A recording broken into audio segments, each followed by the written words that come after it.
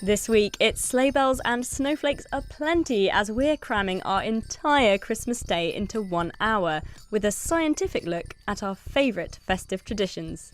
From the psychology of gift giving to how to eat Christmas dinner in space and why board games bring out the beast in all of us.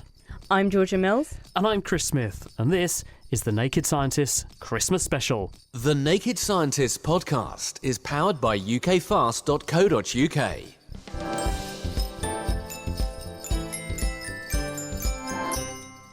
The first part of my Christmas day is always to see if Santa has visited in the night.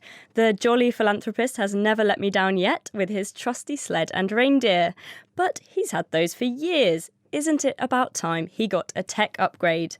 Well, Peter Cowley is the Naked Scientist techspert, and he's been thinking about how a savvy Santa might cut down his time and energy in the future. Hi, Peter. To start with, love the bow tie. Oh, thank you. Yeah, nobody can see it. It's very large. It's almost as big as Peter's shoulder blade down sideways. Where did you get that?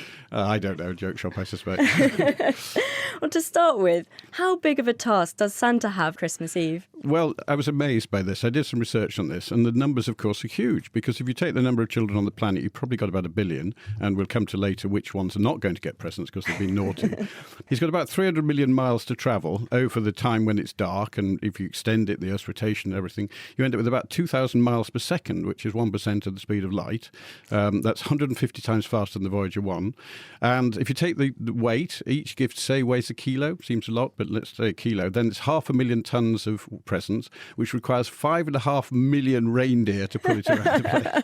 And the total energy usage will be of the order of twice what the Earth uses in a whole year. And of course, the interesting fact also, if Santa was to stop for a mince pie and a glass of sherry at each time, which he's supposed to do, then he would have consumed about 20,000 tons of mince pies with 150 billion calories, and he would be 50 million times over the drink driving limit.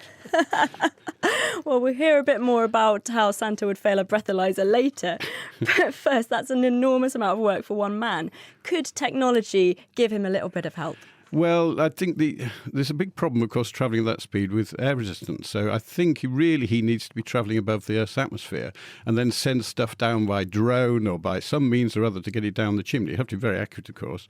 Also, as we're getting greener and greener, I suspect also he really ought to become sort of zero emissions, which is a problem with 5.5 million reindeer, as you can imagine, particularly if they have to stop overnight. They're ruminants, aren't they? So they belch. Yeah, imagine what they're doing. Yes, and other yeah. things as well, I suspect, which will then re-enter orbit, won't it? So the other issue, of course, is I did think about using LED headlights rather than normal, but it isn't that. It's actually radar system you'll do, because the amount of space debris up there is so huge that we could be running into things the whole time. So, outside of a sled, are there any other ways technology might give him a bit of a break?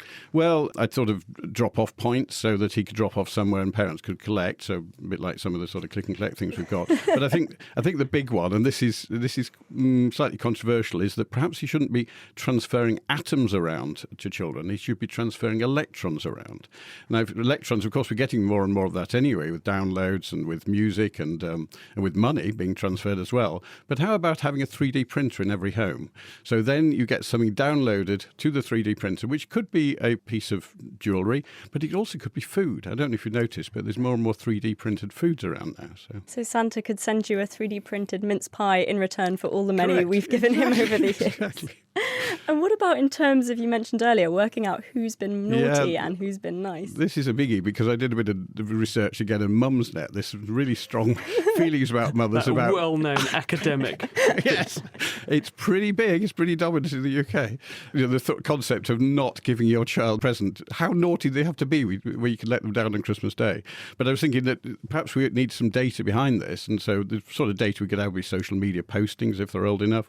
Surveillance, not so good really there, is it?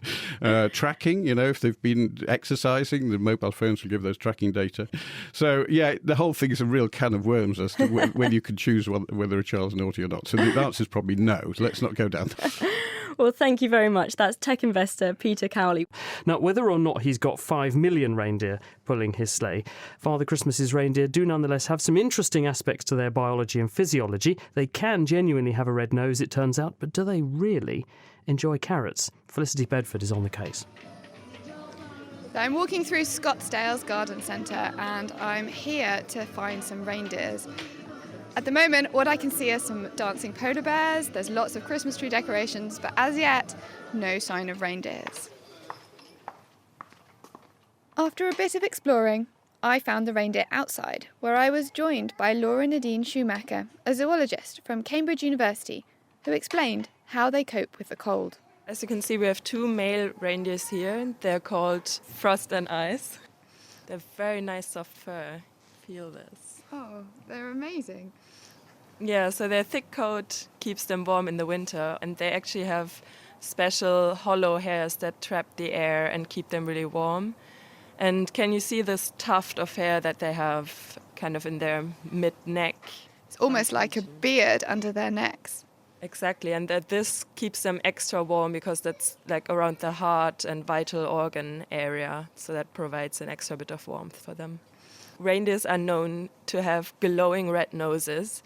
This is not completely true, like there's no light shining out of their noses, but their noses are especially adapted to the cold by having extra blood vessels that warm up the air as it comes into the lungs, so they can appear a little bit red. So there's no real Rudolph, but some reindeers, if they're feeling particularly chilly, might have a slightly red nose. Exactly. Frost and Ice seem very happy living in Cambridge, but in the wild, reindeer are found around the Arctic Circle, where there is constant darkness in winter and the sun never sets in summer. Body clocks mean that most animals, including humans, are influenced by day-night cycles. This is why we get jet-lagged. Apparently, this isn't a problem for Santa's trusty steeds. They don't have a circadian clock, so their body rhythm is different from ours. They are not very affected by the constant dark that they experience in the Arctic. We're looking at these reindeers and they have most beautiful large eyes that are looking out at us, and I'm wondering whether that might be an adaptation to the dark as well.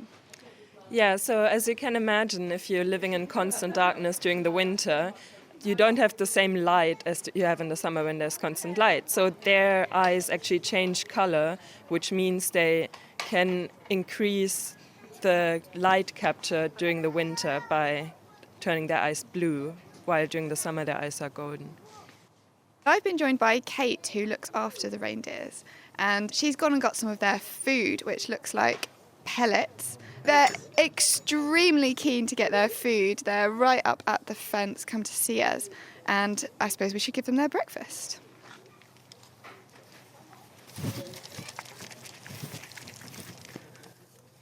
I note that you're not feeding them carrots. I've heard that reindeers are very fussy eaters, but they seem to be enjoying this. Is this more natural food for them? Yeah, they can't eat carrots because the teeth they have. They have very, very small teeth, only on the bottom row, so they can't chew a carrot. But they eat this pelleted food. They'll graze throughout the year, and they'll eat. Their favourite food is moss, lichen, and things like that.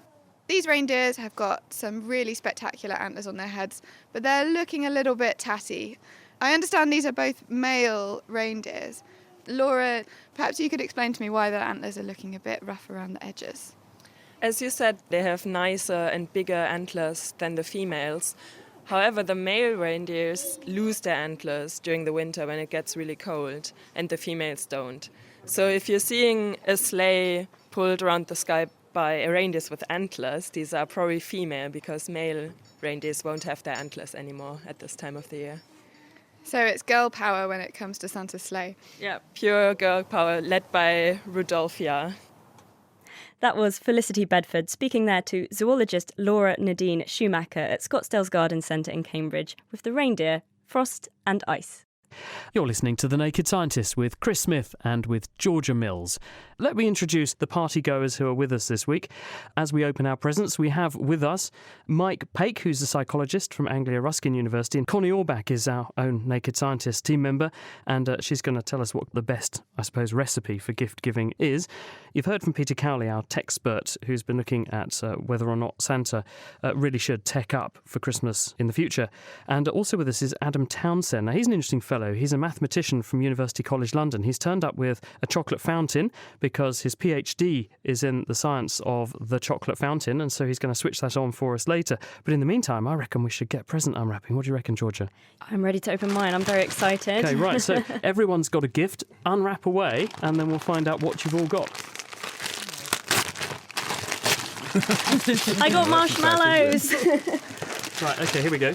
Oh, this is fantastic. I've got Monopoly. Very nice. I actually got the game. We can set that up in a minute. Overnight. So it looks like a carved reindeer. Oh, it's a reindeer. What you got, Mike? Any good? I've got a £5 note. This is just what I wanted. Brilliant. Connie, what do we got? I'm not sure how I feel about mine. I've got kitchen foil.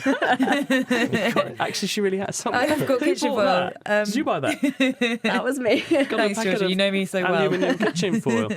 Adam, what you got? Yeah, I have some French brandy. You got a bottle of brandy? Yeah, am I supposed to be drinking this now? Well, actually, this is quite handy because actually coming on later in the programme, we'll be talking to a road traffic officer who is going to talk to us about how breathalyzers work. Mm-hmm.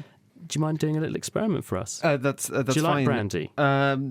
Today, yes. How much do you want me to have? How much do you need to The drink? whole bottle. No. I reckon. Well, most people recreationally, when they go out drinking, they would have. They would say, "Well, I'm probably okay. What do you think? A couple of pints or a Not of couple of brandy. not of brandy. That'd be there, right? So why don't you do? I don't know, 3 fingers.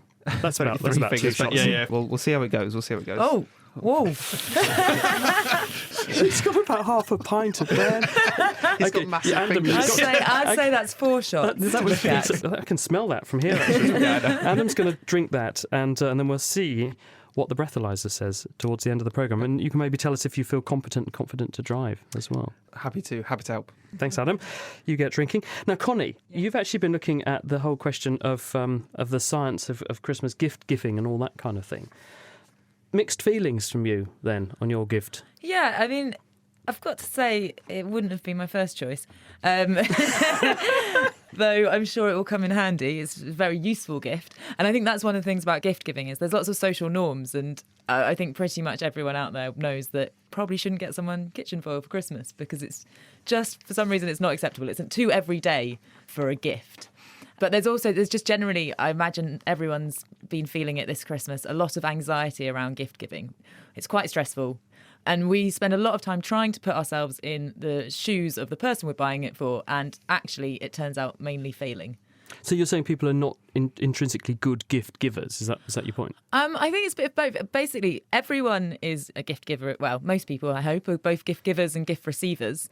But the thing is that you're in quite a different situation if you're the giver to when you're the receiver. And we're really, really not very good at putting ourselves in both shoes. So when we're receiving a gift, we tend to like to tell people what we want, and we like it when they give us what we want. But when we're giving someone a gift, we ask them what they want, and then we think, you know what would be much more exciting is if I got them a surprise. And then we think that actually is probably a much better gift because I spent a lot more time. You know, I thought about it. I wasn't just told.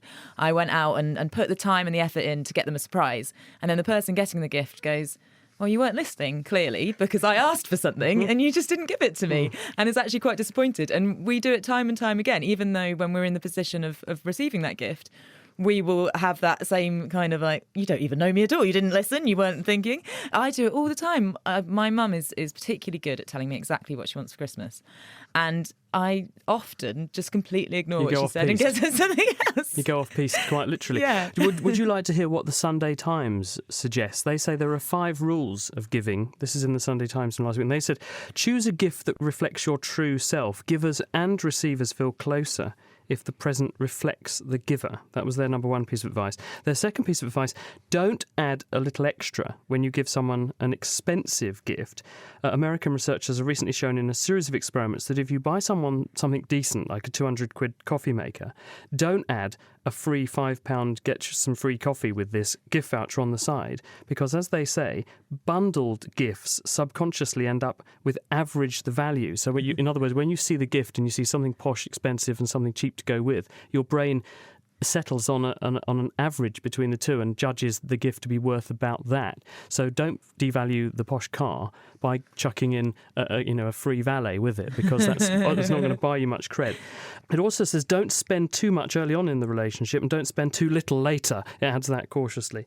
It says young unattached men often view giving gifts as fiscal foreplay. I never thought of it quite like that. If you give something too pricey, it says it could be regarded as a sexual bribe.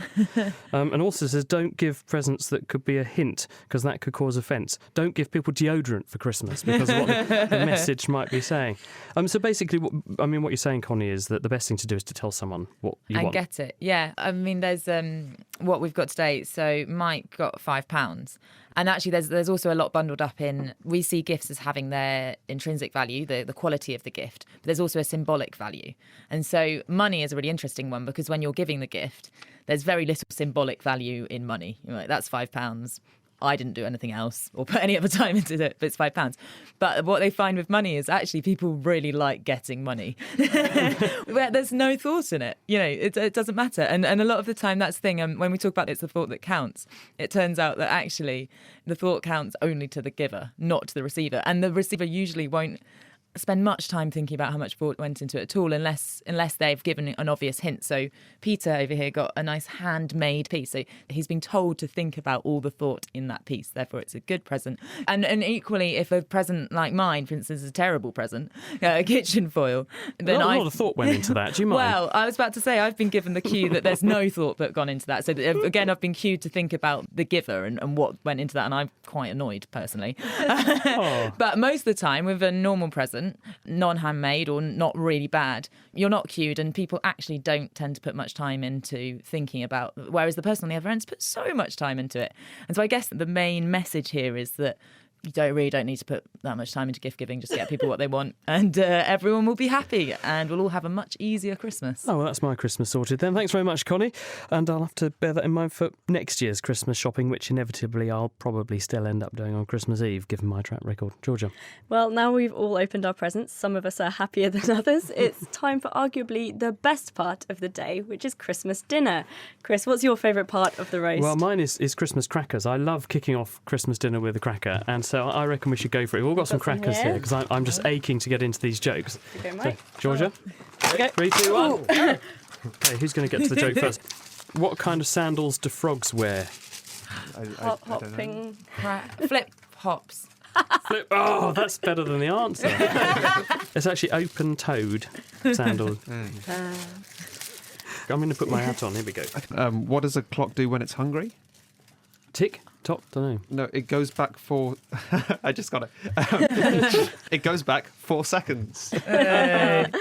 Around the world, people are celebrating Christmas in very different ways, and that too goes for people out of this world. Kat Arney has all you need to know about Christmas in space.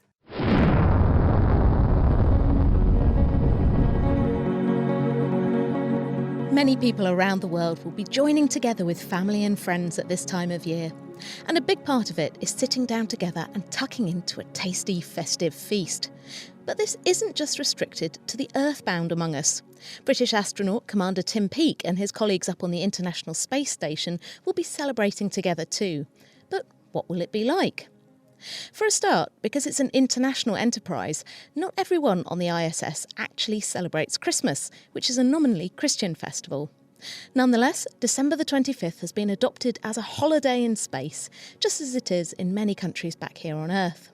So that means a relaxing day off for the astronauts, with only essential or emergency tasks to attend to. Based on the food packages he knows have been sent up with him, Tim has said that he's looking forward to starting his Christmas day with a bacon sandwich. And he's also said that there will definitely be Christmas pudding, as apparently one went up on a previous mission. But what about the main meal itself?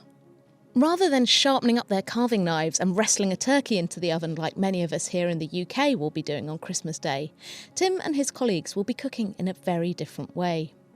For a start, they have to deal with a problem we don't have in our terrestrial kitchens: zero gravity. Everything needs to be pinned down, either with duct tape or Velcro, to make sure it doesn't go floating off around the place and cause problems. Then there's the food itself. It mostly comes in sealed bags and pouches that are heated up in a food warmer. There are no ovens or gas burners up on the space station, for obvious safety reasons.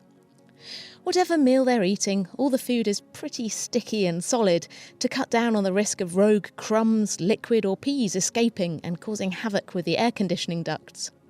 Living in zero gravity also means that trying to put food on plates is a waste of time. Astronauts prefer to wrap their meals in tortillas or just eat food straight out of the pouch. In terms of Christmas dinner itself, the choice of food is down to each crew member. Some may opt for a vague approximation of the traditional festive feast: sliced turkey, reconstituted potatoes and processed vegetables. But as the airline industry knows well, up at altitude food can taste more bland than usual, and even more so on the ISS. So Tim and his colleagues might opt for something a little more tasty. One more thing. If you're anything like my family, it just wouldn't be Christmas without a boozy tipple or two. But sadly for the occupants of the ISS, alcohol isn't allowed due to the risk of it interfering with the space station's water filtration system, despite rumours that the Russians may have smuggled up a secret stash of vodka. And in case you were wondering, yes, they do have a box of Christmas decorations up on the International Space Station, and just as it is for many of us here on terra firma, apparently it can be a bit of a challenge finding them when the festive season starts.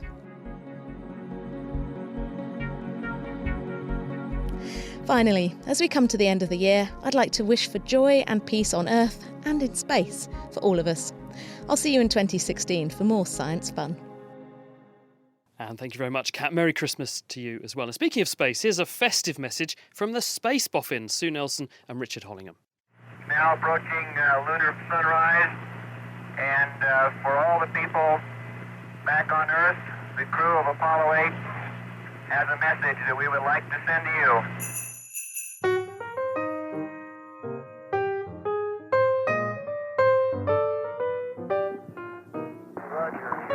Gemini 7, this is Gemini 6.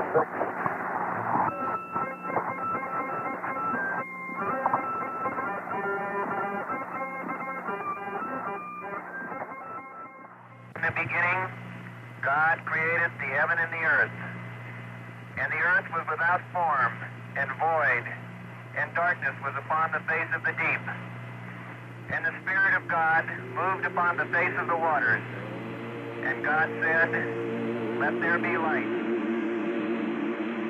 Music played up courtesy of music submitted to the Mission Control Center from the German people with a Christmas message to the crew this morning. Today is Santa Claus Day in Germany. Greetings from the International Space Station and the crew of ISS Expedition 26. Currently, we're orbiting the Earth at 17,500 miles an hour, over 200 miles above our beautiful planet that we should all be thankful to have as our home. Times are hard all over the world, but this is a time when we can all think about being together and treasuring our planet. And we have a pretty nice view of it up here. From up here, we see one world, one Earth, and all together we should celebrate this holiday. Merry Christmas and Happy New Year.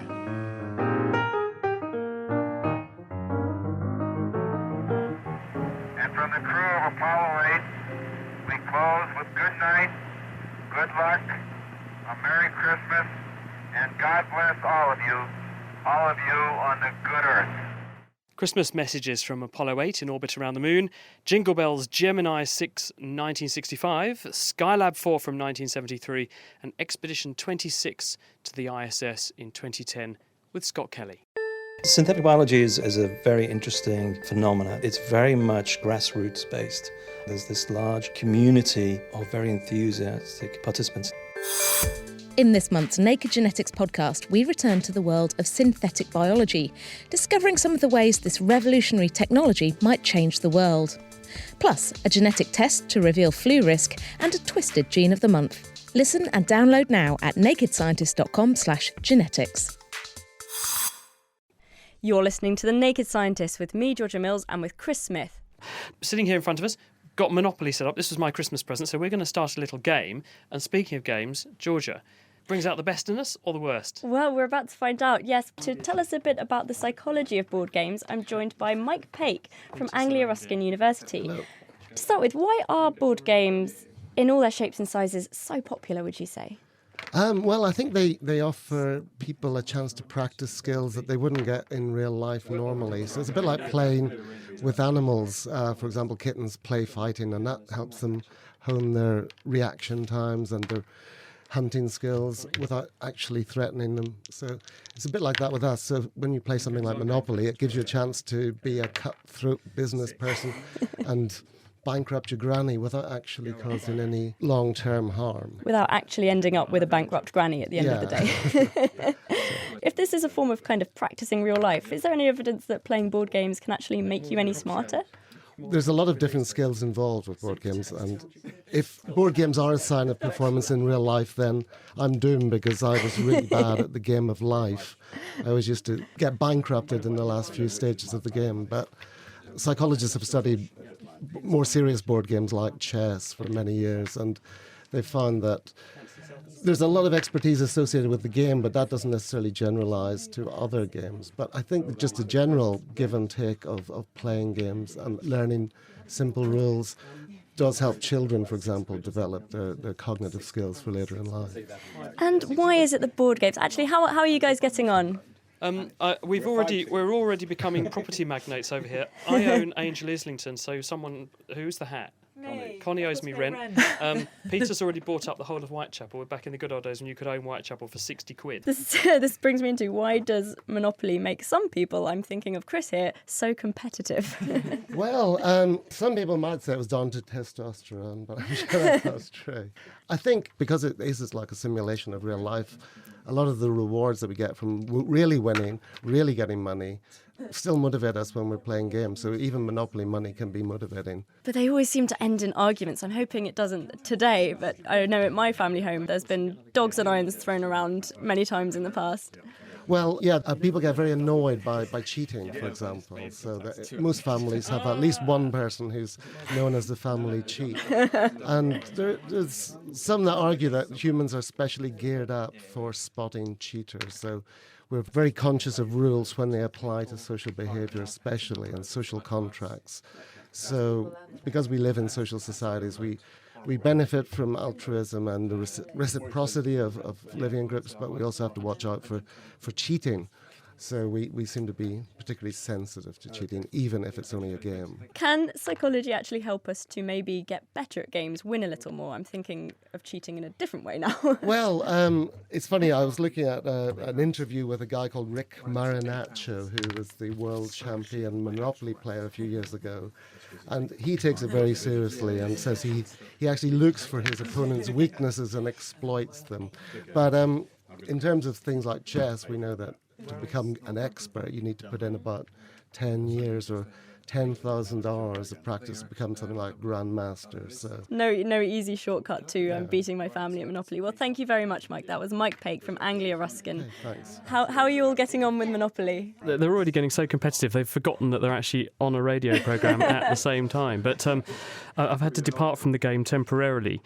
I owned 2 properties within that time. It certainly takes a little longer to own an equivalent property portfolio these days. You can see the game rules clearly need an update, don't they? I think we should have quantitative easing on the board now. That should be the new thing for Christmas. Now, in a second or two, we're going to get started on some chocolate and some jolly tipples. But before that, it's time to watch some festive telly, of course, which for some is an excuse to have a snooze. For others, Christmas show, Queen's Speech, festive film, very much all part of the tradition. And this year there's one film that's been on everyone's mind, and that's Star Wars. Greg Jackson went to see Karen Yu from the University of Cambridge to find out how one film has inspired her to go into science.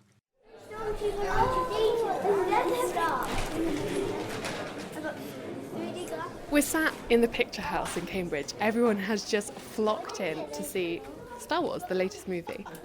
You saw it earlier this morning, and I believe you're a big fan. It's actually how you got into science in part. I wonder if you can tell me that story. Yes, so I was around 9 or 10 at my local library and drawn to the science fiction section.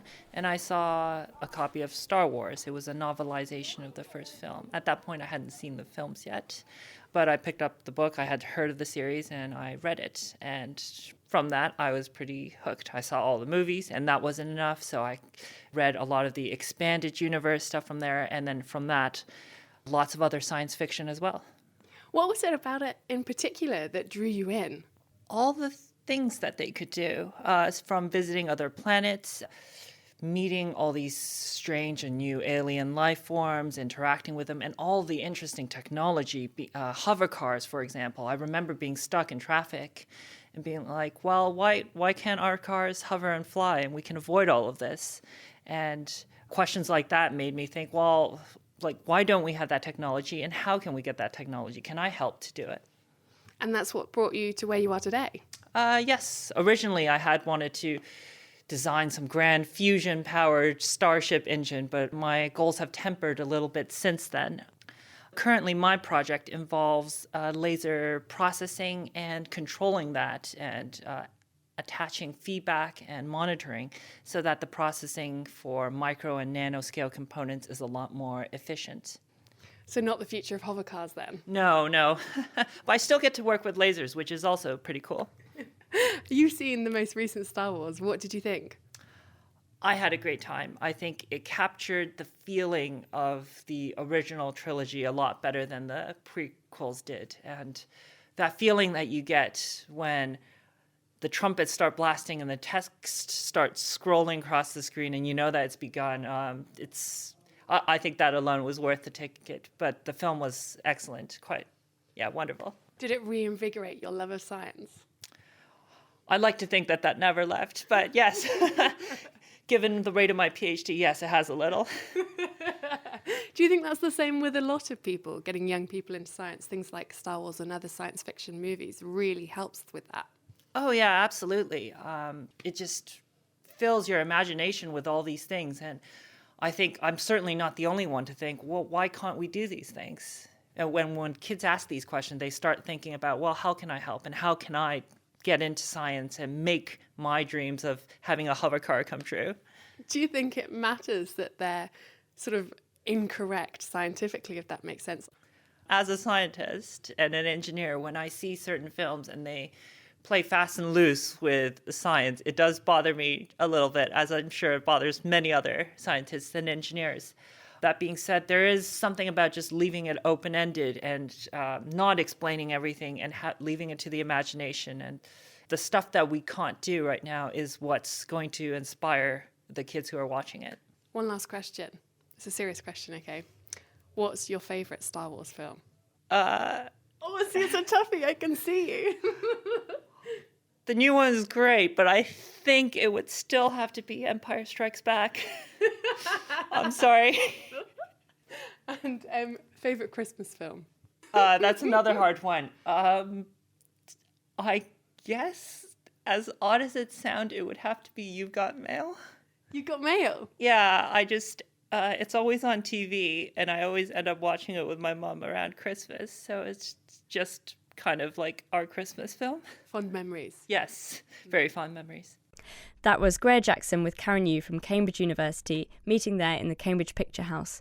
Now, Chris, what on earth is that? Right, well, I'm sorry about the noise, Georgia, but we have a very important piece of scientific apparatus here in the studio, because this is a chocolate fountain. Right. And with the chocolate fountain is, of course, Adam. Now, tell us a bit about you, because Adam Townsend from University College London, you are a mathematician, so why are you knocking around with a chocolate fountain? We're trying to answer some science questions about chocolate fountains. So a good one, the next time you look at a chocolate fountain, as we can see here, you can ask, well, why, when the chocolate falls off the chocolate fountain, does it fall not quite downwards, but slightly inwards?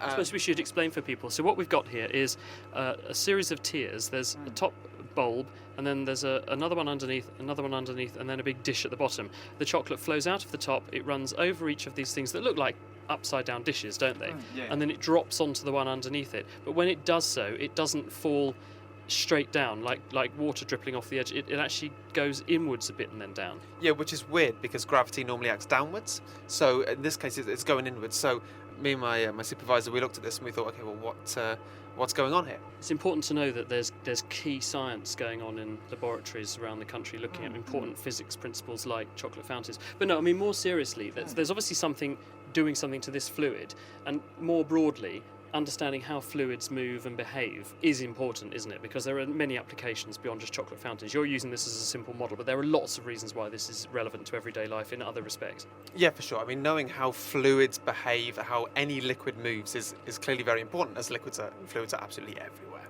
Chocolate is a particularly interesting type of fluid. It's what we call non-Newtonian. What this means is that the viscosity of the fluid, that's its thickness, changes as it goes round. So lots of liquids like water and even honey, I mean, they have obviously different viscosities. Honey's an awful lot thicker, but their viscosities don't change. When you take a glass of water or something and you stir it, the viscosity, the thickness of the water stays the same. However, chocolate doesn't behave like this. So chocolate behaves a bit like mayonnaise, right, or ketchup. You know, It tastes better though. It does taste better. I mean, you can try mayonnaise fountains, but anyway. So you, I don't think I will actually. I'll leave that to you, Adam. So if you take ketchup, for example, and you might know that if you have a glass bottle of ketchup, it's quite difficult to get ketchup out of the bottle. If you do not shake the bottle, none comes out, and then a lottle. Yeah, exactly. So ketchup has this weird property that it's quite thick and you can't get it out of the bottle, but you need to shake it. You need to give it some sort of shear before it starts coming out. And chocolate behaves in much the same way. Other things that behave this way, so say mayonnaise, lava, nail polish, blood. Blood behaves this way. You don't eat most of those things, do you? No, not so much. But I'm just kidding. But how did you apply physics and maths to this question? How can you actually take something like a chocolate fountain and start making mathematical equations to describe that? Sure, so we have one big equation that tells you how every fluid moves. It's called the Navier-Stokes equation. It's really important and it looks horrible. And what you do is you ask, what's really important in this equation is the viscosity. How does the viscosity change as it goes, in this case, through the chocolate fountain? So what you look for is trying to figure out how does the viscosity, basically, how can you describe the viscosity? So you stick that into the equation and try and get some answers out of it, basically. And is that what you did? You now have equations that will describe how this fluid in this situation moves? Yes, so obviously chocolate is a million, possibly billion-pound industry, and so people have done experiments with chocolate and they can tell you exactly how the viscosity changes as it goes round. And so we try to look these up, convince people to give us some data. We stuck it in and we got some predictions, and they seem to be pretty good from our kitchen experiments. We know what they say, Adam. Proof is in the eating. Proof is in the pudding. Should we have a go? Yeah, help yourself. So we've got some bananas, we've got some strawberries, got some marshmallows. There's a large queue forming behind you as well. Yeah, you're not lying. Come on, show us what we do. Go on, let's go for it. Yes, so from my extensive chocolate fountain research, I can tell you that strawberries are definitely the best to put in here. So you take it and you put it in. So if you want to be really mean to everyone else, you dip it in the top, because that's where you get absolute best coverage. But then you end up sort of... It falls off like that has. It's gone down inside the machine. Yeah, so but you get full coverage this way, you see, which makes it very good. And then you stick it in your mouth. I think we should let the ladies in, because Connie looks like she's about to murder someone if you don't let her get near it. Off you go. What are you going to go for? We've got banana, we have strawberry, or we've got marshmallows. I'm going to do what the expert said. I'm going to go for a strawberry. Yeah. Is there a mathematical equation to describe how the chocolate coats the fruit or the marshmallow item? Yeah, so coating is a really important problem, because if you're, for example, an airplane manufacturer and you want to paint your aeroplane, well, this is a coating problem because you end up with a nice thin sheet of paint, and paint behaves the same way as chocolate, which is amazing. Adam Townsend from University College London, thank you very much. And also top marks for your fantastic seasonal jumper, which rivals Peter's bow tie. I think the combination of the two would be an absolutely killer combo. Thank you very much. On the 12th day of Christmas, my true love sent to me 12 long equations, 11 spaceships launching, 10 Stephen Hawkins, 9 Stegosaurus, 8 quarks are quarking, 7 lasers beaming, 6 supernovas, DNA, 4 microscopes, 3 test tubes, 2 chromosomes, and a partridge in a petri dish. The 12 Days of Science Christmas, sung for us by the Templar Scholars. This is The Naked Scientists. I'm Chris Smith. Also with me, Georgia Mills. We're having a party here in the studio. Coming up, how you can avoid a Christmas hangover, and we'll be subjecting Adam to the breathalyzer. PC Andy Cooper's come in to show us what actually happens when you've had a little bit too much to drink. Did okay on the interview, though, didn't he, Georgia? Yes, he did. And I think before we get to that, I need a walk after all that chocolate. And what Christmas Day wouldn't be complete without a walk through the mistletoe? Ginny Smith. I've come to Cambridge University's Botanic Gardens on a rather chilly winter's afternoon because I'm on the hunt for mistletoe. Mistletoe is synonymous with Christmas. We all enjoy hanging it up over doorways and looking at its festive greenery. But how much do we actually know about the plant itself? It turns out mistletoe's story isn't quite as warm and fuzzy as you might think. It's a parasite, meaning it gets most of its nutrients and water from the tree it grows on. I'm here to see if we can find some mistletoe and find out a bit more about how it lives. Alex normally works in the glass houses, but it turns out he actually is an expert in mistletoe, so he's very kindly agreed to join me on my hunt. Where should we be looking? So at this time of the year, if you look into the gardens, you'll see mistletoe adorning the trees, hawthorns, apples, or any of those Rosaceae genus, you'll definitely see mistletoe in those trees. So we're looking for deciduous trees that shouldn't have any leaves on, but actually have big balls of greenery, effectively. Yeah, at this time of the year, the mistletoe really does stand out. OK, well, let's go have a look then, shall we? We're going a bit further into the Botanic Gardens now and walking past a beautiful pond full of ducks on one side and a lovely rockery on the other side. And I've just spotted a tree in the distance there that looks like it might have some mistletoe on it. So that is indeed mistletoe. How does mistletoe spread? How does it get so far up into those trees? So mistletoe is bird dispersed. The berries are eaten by particularly thrushes. The main outer part of the berry is removed, but the sticky substance that's around the seed remains. When the bird defecates, the seed is left on a branch, and that sticky substance allows it to stick to the branch. The seed then produces 3 appendages, which make it look like a spaceship, and these allow it to attach to the branch. The plants that you see in the tree will probably have started as one initial founder plant, and then mistle thrushes and other thrush species generally will have turned up and moved the plant throughout the tree. This plant is doing something that's very different to most of the ones that we're used to. So from the tree, it will be getting a number of things through a special attachment called a haustorium, mainly water and possibly some other nutrients, irons and salts. What are the benefits to mistletoe of being a parasite rather than being a normal shrub? All plants are competing for one major thing, which is light. But one way to get around that is to elevate yourself on another plant above the canopy. But not only can you get to the light more easily, but if you plug into that plant, you can also steal water and nutrients that you would have had to work to get if you'd planted yourself into the ground. Does it damage the tree that it grows on? Absolutely. The plant is taking water and nutrients from the tree, and therefore the tree is losing out. However, 1 or 2 mistletoe plants are not going to do a major damage to a tree. Should we go a bit closer and have a look at some mistletoe? Yeah, let's do that.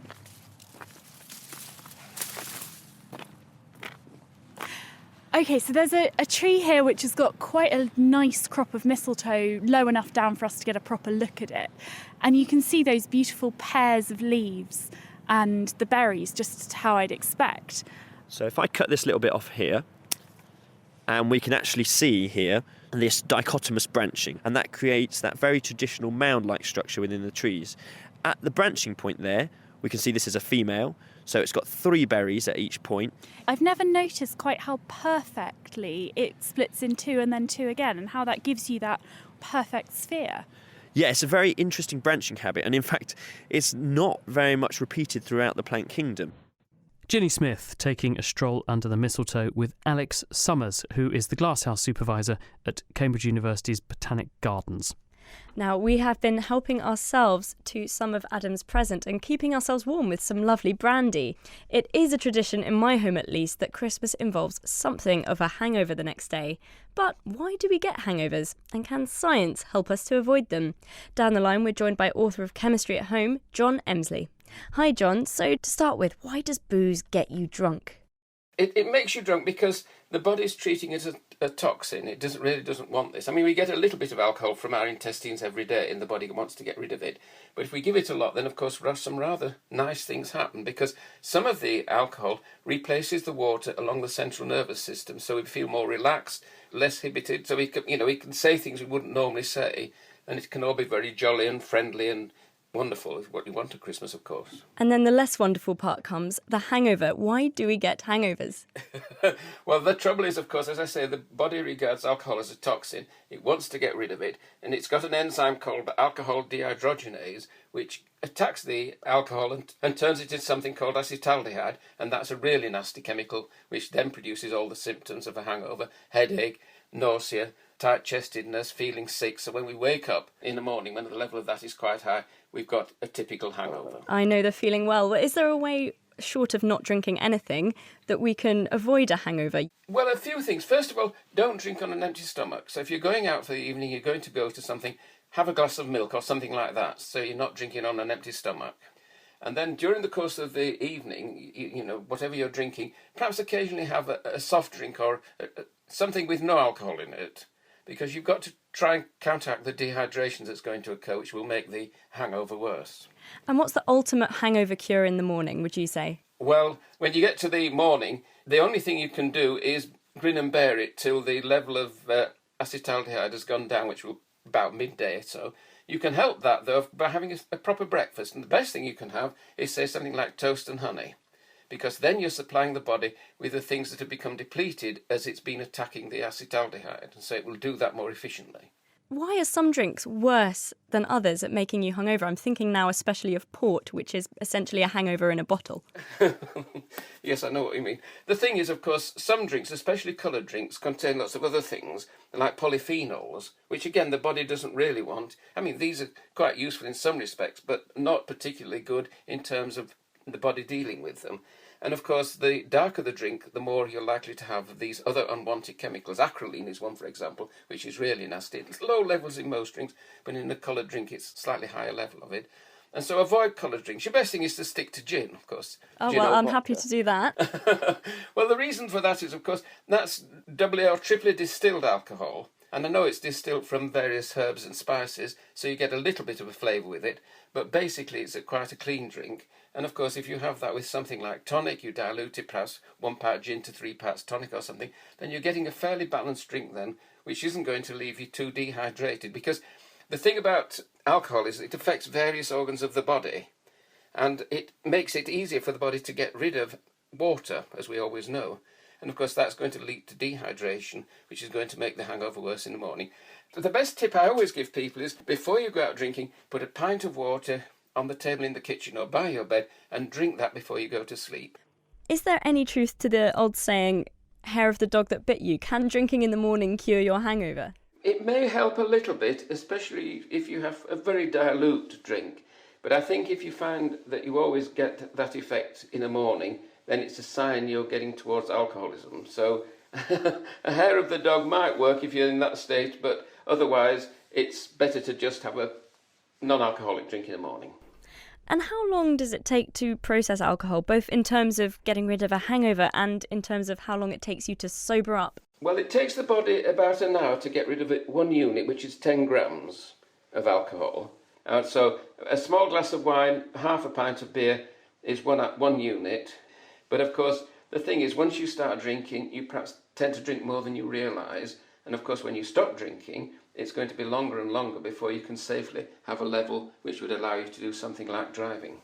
Brilliant advice. Thank you very much. That was John Emsley, the author of Chemistry at Home. Now, a hangover isn't the only risk that follows a heavy night, because it takes time for the body to break down booze in the first place at roughly 1 unit per hour. So it's perfectly possible to go to bed drunk and then be still well over the limit for driving the next morning. Now, armed with his breathalyzer, PC Andy Coop, who is from the Beds, Cams and Herts Road Policing Unit, has come in to talk to us a bit about the technology that you deploy at the roadside. Is it a pretty common occurrence you'll bump into someone who has had a heavy night the night before and they'll think they're okay to drive, and actually when you talk to them they're not? Yes, it is a regular occurrence, sadly, yes. A high percentage of people that come into contact with the police the following morning are unaware that they are still driving in excess of the drink-drive limit. Now, Adam, we actually gave you a rather interesting Christmas present here on the show, and you drank a pretty healthy half a bottle of your Christmas present. You have consumed brandy. Did you feel impaired at all? Well, I feel quite smooth, but PC Coop is making me doubt myself. So, how did you think the interview went? Did you feel impaired at all? I thought my interview went very well. Thank you. So you would have been comfortable, probably, to drive yourself home. Do you think this evening, if you'd been in the car? No, I feel a bit hazy. So I think I would have relented or taken the train or something like that. I'm just saying that because you've got a police officer sitting opposite you. No, sir. But this is about the size of a big mobile phone, and it has a pipe that you've just attached sticking off the side of it. This is the Draeger roadside screening device that we as the police carry in Cambridgeshire. And basically it's a screening device that gives us an indication as to whether the individual we've stopped at the roadside is over the drink-drive limit. How does it actually work? What's it measuring on Adam when we do it? When Adam blows through the tube, it's timed to allow him to blow long enough through the device to get the air from within the bottom of his lungs, so it's not taking the air from within his mouth. That's obviously got the stronger content of alcohol. So we're looking for what's already been absorbed in his system. So basically the alcohol that's in your blood, Adam, some of that alcohol dissolves in the air in your lungs. And so when you breathe out nice and hard and blow into this wonderful device, you're going to impart some of the alcohol in you into the device. Do you want to pretend that you've just stopped Adam then, Andy, and take him through the procedure? Yeah. Okay, so hello. So obviously we've stopped you this evening. You've come through our drink drive checkpoint. Have you had any alcoholic to drink today? Yes. Yes. Okay, I can smell it on your breath anyway as I'm talking to you. So I'm going to require you to provide me with a specimen of breath. I must tell you that failure to provide me with a specimen of breath, along with a positive specimen, will render you liable to arrest and subsequent prosecution. Okay, do you understand what I've said? Yes, sir. Okay, just seal your lips around the tube, form a nice tight seal, and blow long and hard through the device until I say stop. So when you're ready, blow. Keep going, keep going, keep going. Stop. Thank you. So that'll analyse your breath that you've provided me now. And then we'll get a reading up there. You've actually passed the test, but it has detected that you have drunk alcohol. So on this occasion, we'd obviously let you carry on your way, but with words of advice. It says 22 micrograms per 100 mils. What does that mean? That says that that's detected 22 micrograms of alcohol in his breath. So obviously the legal limit is 35. So 22 micrograms of alcohol is an allowed level for him to drive, albeit it does detect alcohol in his system. George has had a little bit to drink a little bit more recently. So do you want to have a go, Georgia, and just see how more recent consumption affects you? How much have you had? I think I've had slightly less than Adam has, but I've been I can smell it. I can see what PC Coop says. You can definitely smell it. The whole studio stinks of brandy now. I hope you gave her permission to help herself. She's been stealing your brandy. It was a stressful show. I got to. I'll just go through the preamble on the machine. That's where we would normally enter the subject as gender, their age, and the reason for which we're obtaining the specimen. So that's ready to go. So seal your lips around the tube and blow until I say stop. Stop. And again, because that hasn't immediately returned a zero reading, that's detected alcohol in your breath. Oh, there's these massive black letters that say fail. Oh, 44. That's well over, Georgia. How much did you have? I didn't think I had that much.